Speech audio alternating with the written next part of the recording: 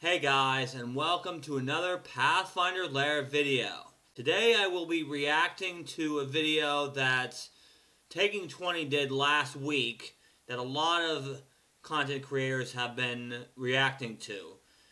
And I do feel like I should react to it as well. So, without further ado, let's get started. Hold up. Okay guys, I've watched this video before, but I want to get my reaction on camera, so let's get started. I think I was wrong. It happens. And as I've gotten a little older and hopefully a little wiser, I realized that cutting your losses is always the better option than to dig in and continue to lie to yourself. But I think I'm ready to admit it now publicly.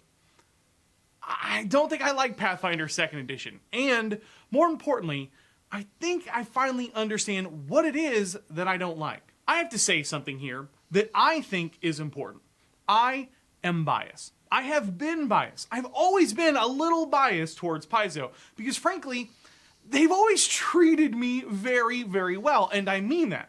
I mean, as an example, I sit here with 250,000 plus subs after years of being a brand advocate for D&D, and Wizards of the Coast could not care less than they do. I mean that. They literally won't even send me a new book. I mean, even with Tasha's, you could see that they sent out books early to dozens of Twitter peeps with a few thousand Twitter followers.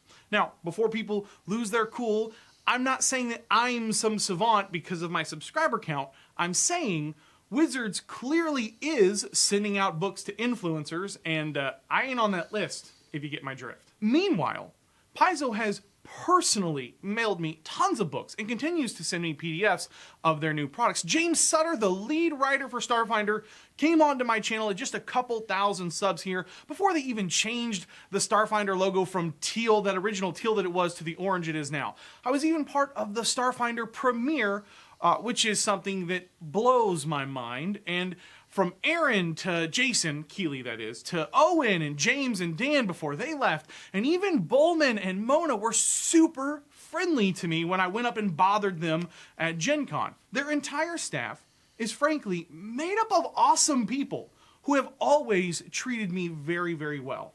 And so, why am I telling you guys this? Because I think context matters. Okay, yes, context definitely matters. I do agree that Paizo is a great company. I haven't met any of these people or been to Gen Con or anything like that. I hope to someday, but right now I'm just a small channel and I'm not really there yet. I'll get there eventually, but I'm not there yet. I like Paizo. I loved Pathfinder 1st Edition. I really enjoyed the little bit of Starfinder that I actually got to play. I want Paizo to do well. I am, without a doubt, a little biased. But, and this is a big but, I'm done. At least for the moment with Pathfinder. I really thought I was going to do a bunch of coverage on the channel for Pathfinder 2nd Edition. I thought, oh great, I can do class videos and builds and this and that and this, and I just didn't.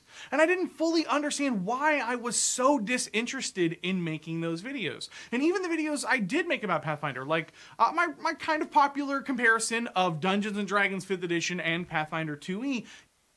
I also did a video on that, so be sure to check that out in the card. Even in that, I was still fairly critical of the system. I've been running a Patreon campaign through Age of Ashes for Pathfinder 2e for an entire year now, or coming up on a year here in just a few weeks. And I finally understand why. I think I understand why. I don't care for the system. Okay, first of all, number one, Age of Ashes is probably the worst module for intermediate and expert players. It's great for new players trying to learn the system. It's fantastic for that. But it does get boring for players that have played the system before. It really does.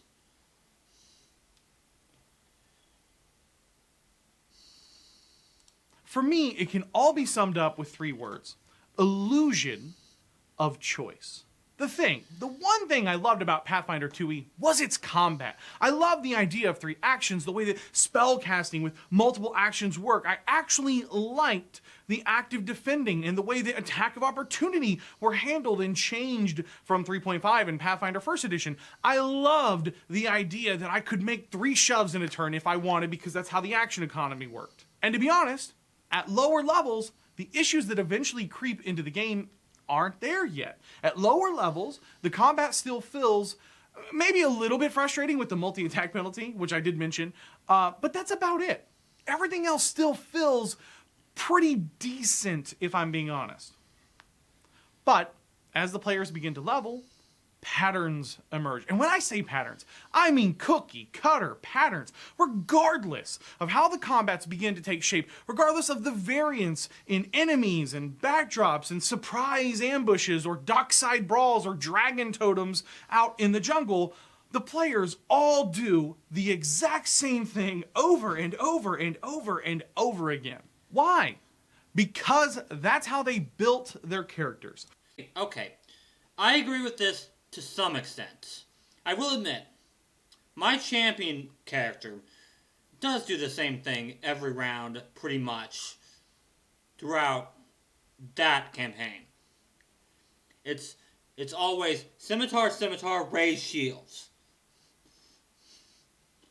But what makes that character interesting is the reactions. Only get 1 reaction a round. So, I have to decide, am I going to shield block? Am I going to retributive strike? Or am I going to reactive shield to raise my shield as a reaction? That's the thing. That's where I have a choice on this character. And it depends on what happens during combat. It depends on what the GM decides to do. But the fact is, that is not true of every character. I'll give you another example. My Lizard Folk Barbarian. If I was being quote unquote optimal, like he's suggesting, then yeah, it would be Fang, Command, Animal Companion with that character every round. But that's not the case. I know that that's going to get boring. So, I have claws, I have a tail. I actually use both of those. It's not just fangs every turn. Pathfinder 2e combat is no more crunchy and no more boring than any other system. And I came up with a great analogy when talking to my brother about it. Pathfinder 2e plays like an MMO with rotations. If anyone watching this has ever played World of Warcraft or Star Wars: The Old Republic, you'll know exactly what I mean by this. If you haven't, what I mean is there is an optimal set of actions that you need to do over and over and over again to perform well. For my swashbuckler player, it's tumble through, panache, sneak attack, confident finisher, over and over and over again. For the ranger, it's hunt prey, hunted shot, throw in a third shot that usually misses. My druid player just this week asked me if they could go back and retcon some of their character abilities because they were getting bored just turning into dinosaurs and dragons to bite and claw things over and over again. Okay.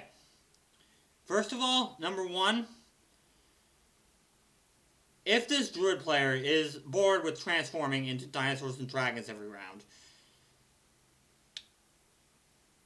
you can just change your spells. That's all you have to do, and all of a sudden, you're not bored anymore. The fact is, I have a perfect example.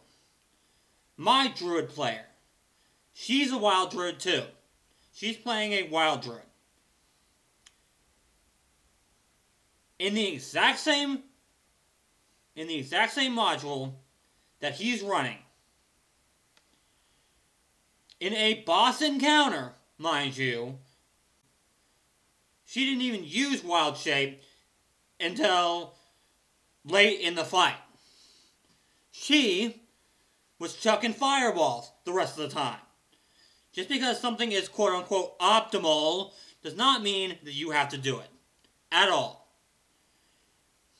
None of my players are doing the optimal thing every round, and they're doing just fine.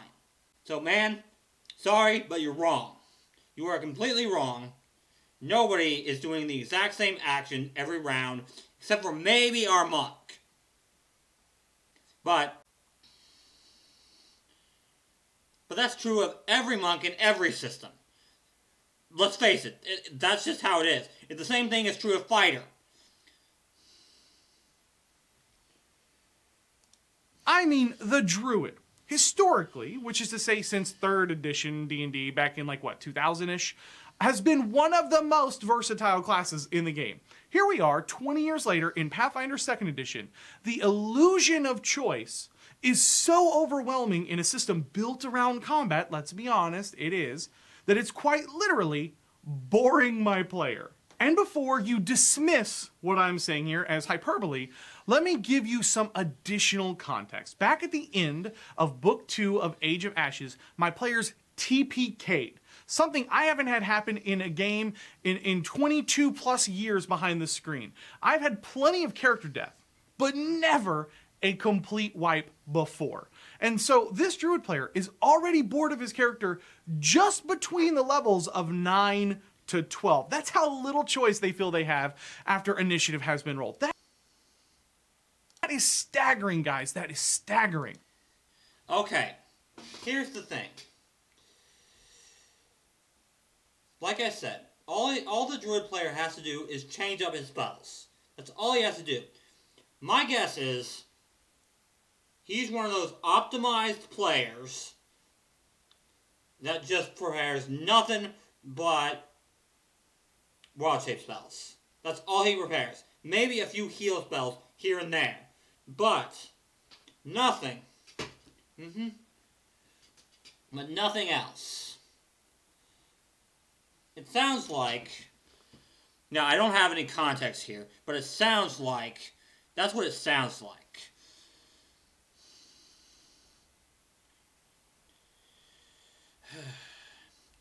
The point is, yes, just change your spells and you won't be bored anymore. We've moved from Tier 2 into Tier 3 play, and the player's character doesn't even have enough in the tank to keep them interested in a system built around both combat and character customization as its strengths. Why? Because of illusion of choice. Let me give you another example of an issue that I feel lends to this constant repetition. Let's talk about spells, casting magic, and the action economy. Here's probably the biggest lapse in judgment I've had when initially evaluating Pathfinder 2e. Originally, I loved the concept and mechanics presented. And honestly, even with the critique I'm about to give, I still think it's so close to being spectacular.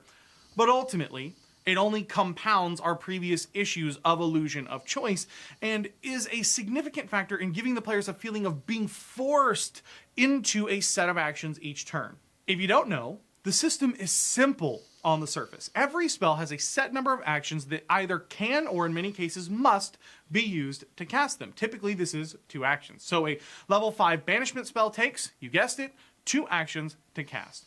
Additionally, some spells can be cast with more or less actions, and that will affect how powerful the spell is when it's cast. The best example of this is Magic Missile. If you spend 1 action, you get 1 dart, 2 actions gives you 2 darts, and 3 gives you 3. Go figure. It's beautifully elegant on the surface. But the issue is, no matter how many actions you use to cast Magic Missile or a similar spell, you still spend the exact same spell slot, which, going back to the point I'm driving home in this video, leads to exactly 0 players using the spell without its full set of actions. Completely not true. I have seen plenty of people using... I've seen plenty of spellcasters using a 2-action spell, like say Darkness or something, and then a 1-action Magic Missile. Or, if you're a multi-class character, let's say you're a fighter wizard, your third attack is probably going to miss, right? So why not throw a little bit more damage their way with a one-action magic missile? This is 100% not true.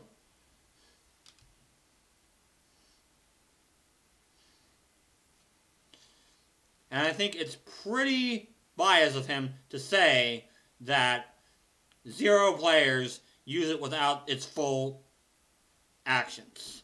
Completely not true. I've seen players do it. Anything less than 3 is literally less efficient. And Pathfinder 2nd Edition is all about maximizing and efficiency. The biggest reason... Not true in the slightest. It's not about efficiency. My players are playing suboptimally and doing just fine. The fact is, when he was talking about the TPK, I'm running the exact same encounters that he's running, and my players have not TPK'd. In fact, no one has ever died. The fact of the matter is, your players want to be min-maxers. And that does get boring. That does 100% get boring. Of course it does. The fact is, I find that level 1 characters are more boring than level 10 characters. Because guess what? You have more choices at level 10 than you have at level 1. That's just flat out how it is.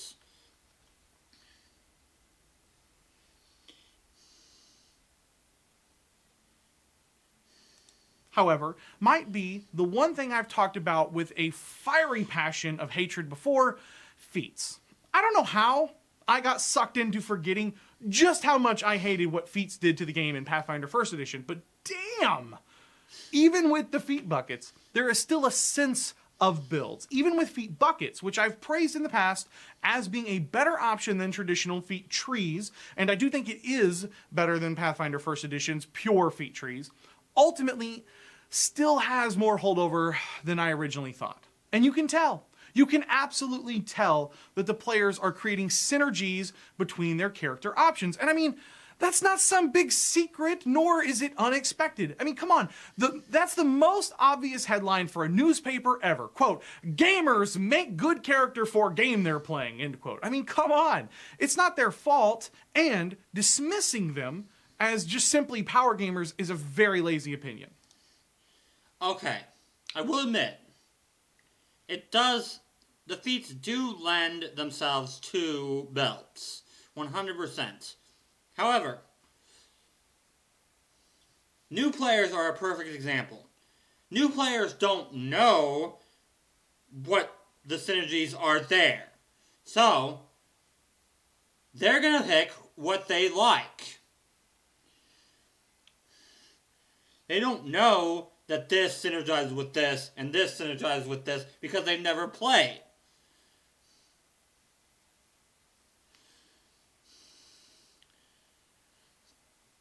So they're not going to build optimal characters. That's my takeaway from this. I'm sorry, but there are some things that you just don't want to pick because they're optimal and that gets boring. But the way that feats still synergize in Pathfinder 2e all do one thing. They push the players towards a set of action to utilize those synergies. That's it. And when the players don't do the things that their characters are the best at, they are literally purposefully playing suboptimally. Yes, but you know what? That's fine. I've had plenty of players play suboptimally and do just fine. The fact of the matter is, me as the experienced player knows that optimal builds are going to get boring because you are going to do the same thing every round. But Some classes lend themselves to that. Others don't. The fact of the matter is, if you build your character correctly, you will not get bored. Period. If you're playing a spellcaster and you prepare the right spells, you will not get bored.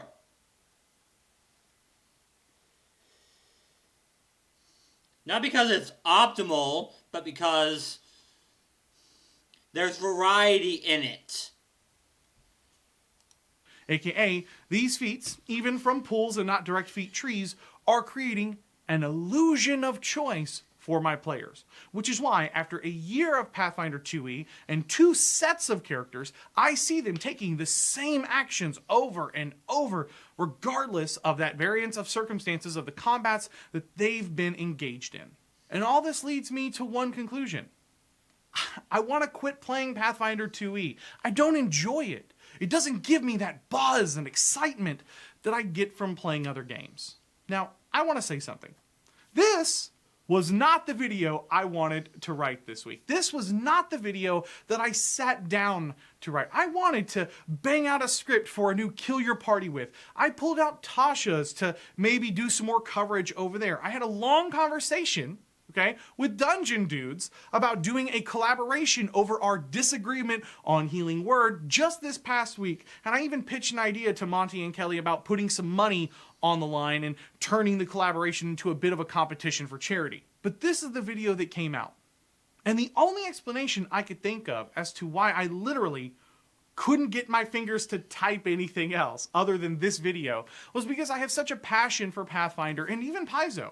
And I'm still so disappointed in the direction that 2E took. The system is so crunchy. And the only thing saving us from the tedium of that crunch is good bones for combat. But after giving a year of my life to this game, I feel like even the combat has begun to let me down. And let me get ahead of the terrible comments that are going to be dismissive, saying, well, Cody, Pathfinder is a system all about crunch. You just want to tell stories. Or what did you expect? Paizo makes crunchy games. To which I'll say this. If you think that all Pathfinder First Edition cared about was the crunch, that tells me you don't know your history in role-playing games. When Wizards left 3.5 behind for 4th edition and caused all that drama with their licensing for their third-party companies, Paizo didn't just make a crunchy 3.5, it did the opposite. It literally did the opposite of that. It simplified the game, even if only a tiny bit. It made the game easier and faster with changes to spot and listen and how initial skills were handled. And when you get feats, while at the same time still saying close enough to 3.5 to allow people to at least continue using their old book collections. And just because I find this fascinating, the snapshot in time when Pathfinder was the #1 selling game in the world, and it had supplanted Dungeons and Dragons, at that moment, Pathfinder was the least complicated version of D&D available on the market. It was easier to understand than 4th edition, and while it sold more books than anything else. And it never fell out of that top spot until 5th edition was released in 2014, which then became the easiest version of D&D to play and reclaimed the #1 spot. And I have a lot more to say on this game. I have a lot more I want to say about the structure of the adventure paths and the way that that format clearly affects how Paizo presents their game. I want to talk about how the core combat system with their traits feeds into illusion of choice because their effects are way too small. I want to talk about how the trait system makes the game basically unplayable if Pathfinder 2e isn't the only game you play every week without, like, condition cards. I want to talk about the pros and cons of attacks of opportunity now that I've had an entire year under my belt with it. But I'm not going to. At least not in this video. At this point in my script, I was already on page 4, so I'll leave those topics for another day. What I will say is this. Pathfinder 2nd Edition is still absolutely a game that I could and would recommend to certain groups as their go-to game system. It has a lot to offer. The Paizo's team is still very passionate about not only their game, but this style of role-playing games, and it shows. Their bestiaries and monster design are excellent. I genuinely still enjoy their Lost Legends line as well. I've got a few of those books sitting on my shelf. Their setting is really starting to grow on me. If your group gets together for one-shots on occasion and just wants to dungeon crawl through a labyrinth of a dungeon, seriously play this game. There is nothing better on the market in my opinion. If you don't care that your character does the same thing over and over in combat because you're just getting together with friends over a few beers to play and you really want to feel like you're just kicking a monster's ass, well then guess what? Play this game. If you enjoy a style of gameplay where your game master never talks in first person because you guys all find that super cheesy, play this game. I mean it on that last one, by the way. If you want to look down and say to your game master, I want to use a diplomacy check to make an impression, so I want to engage with the NPC in dialogue for at least 1 minute, and I want to make this check against his will DC to improve his attitude towards us by 1 step on a success or 2 steps on a critical, as listed on page 246 in the core rulebook, then you should play Pathfinder 2e. I'm not saying Pathfinder 2e isn't for everyone. Just that, for the time being, at least, it's not for me. I'm not even saying I think Dungeons & Dragons 5th edition has more interesting combat. In fact, if I had to, I would probably call it a draw. The thing is, though, if my choice is between a slightly unsatisfying combat system that feels repetitive and another slightly unsatisfying combat system that feels repetitive, and those are my 2 choices, then I'm going to pick the one that's less complicated, so at least I have more time to roleplay, which I also enjoy. You know, I was really nervous to do this video this week, and I just want to say thank you to all the people who reached out to me on Twitter to convince me to go ahead and pull the trigger on making a critique video, even for a company that I love as much as Paizo. You know. Okay, that's pretty much it. I will say one thing. It's only been a year. I feel like it's pretty selfish of you to judge the system after only a year. I mean, let's face it. Pathfinder 1 after a year, it had its issues. It definitely had its issues. The fact is, you gotta wait for more books. That's just how it is. I'm sure Paizo is working on a way to get rid of this problem. But the fact is, it's not as much of a problem as you think it is. That's all there is to it. Yes, it's a problem for martial classes. Not really for spellcasters, though. The spellcasting system in this and 5th edition is practically the same. The only difference is, I do like the 1 to 3 actions spells. I wish they had more of those. I really do. But the fact of the matter is, the only ones I can think of off the top of my head are Heal and Magic Missile. And let's face it, Heal is like totally different from Magic Missile. Why would you waste 2 actions on a heal spell when you could heal enough with 1 action? Or you're not going to use 3 actions on a heal if there's enemies around. Of course not. If there's living enemies around, you're not going to use the 3 action rule. You're going to use the 2 action rule because it heals the most. But that's beside the point. The point is, the 1 action version won't heal as much, but sometimes that's okay. The fact is, heal is so much different than Magic Missile that I don't think you can generalize how the 3 action system works based on just Magic Missile.